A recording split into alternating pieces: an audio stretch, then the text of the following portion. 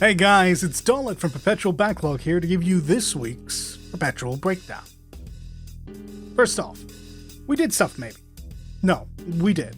Aqua did an Outriders. Quite a bit of Outriders. He beat the story and now begins the endgame grind. He had a lot of good things to say about the game, but also a couple of pretty damning sentiments.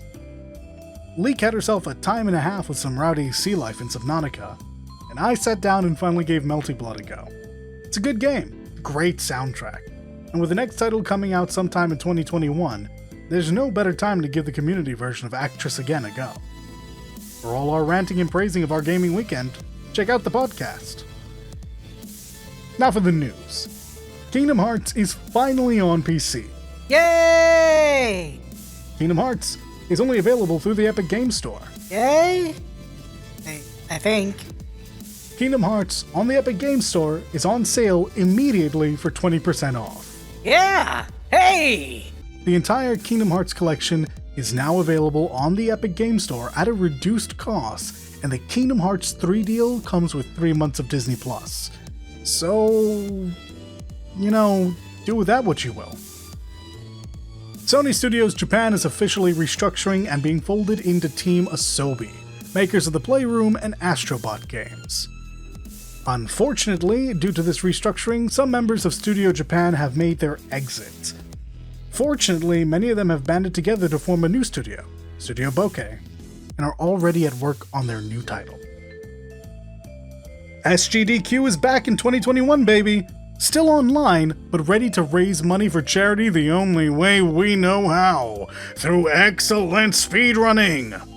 So carve out some time between July 4th and July 11th, and send your support to these excellent runners and whatever charity they choose this year. Your help makes a difference. Summer Games Fest 2021 is set for June. More info to come on this one, but expect a series of game announcements to sate that E3-sized hole in your heart this year. CDPR acquired Vancouver studio Digital Scapes last week.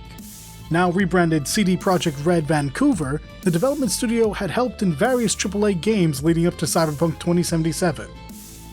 Now, as part of CD Projekt, it can be assumed they are still hard at work on the game, and likely working on the Cyberpunk multiplayer that is still to come.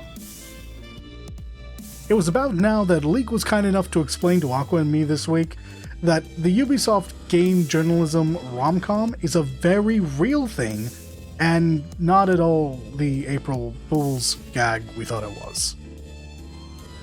Also, more importantly, Leek brought up the Women's Film and TV Fellowship Program. I'll make sure there's a link to that down below. ActiBliz is continuing their run of bad optics with their newest staff members Armin Zerza and Brian Balatau. You might call them controversial. However, give them a look up. They're business folk and they have decent resumes. You'll find, however, the podcast isn't 100% on the optics of hiring these two.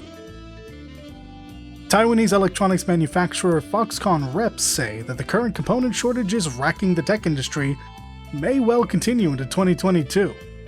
Not great for gaming, and pretty rough for every aspect of the tech industry. In the least surprising statement since ever, a new study by doctors of University of Plymouth and University of Wolverhampton find that loot boxes, they probably are gambling, and only the tip of the iceberg in questionable gambling-adjacent behavior that is almost certainly reinforced by the gaming landscape.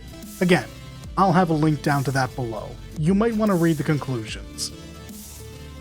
In other unfortunate news, Facebook was hacked again, and upwards of 530 million users had their phone numbers and personal data leaked into the wider net. So, that's a bummer. If you feel like you might be one of these people, keep an eye on things. No telling what might be out there now. In news that's less bad and more confusing, it seems Balan Wonderworld is potentially courting some legal drama. One of the songs in the aforementioned title sounds awfully similar to a song found in Ghostbusters. Now, Sony does own the rights to both titles, and Balan does have ghost fighting firefighters, so maybe it's just a cheeky reference and no one needs to get sued? Finally, in much happier news, Final Fantasy XIV's newest patch and the penultimate patch of the Heinlein Zodiac arc, Death Unto Dawn, releases April 13th. So prepare to wrap up the Nier Automata 24-man raid, fight a new weapon, and push forward in the story ever closer to Endwalker. Now, before I go, I should mention that next week's podcast is going to be special. We'll have a couple of guests, and we'll be focusing on a particular topic. But that's really all I can say for now. If you're interested, you know where to find us. You've been lovely, I've been Dalit. I'll see you soon.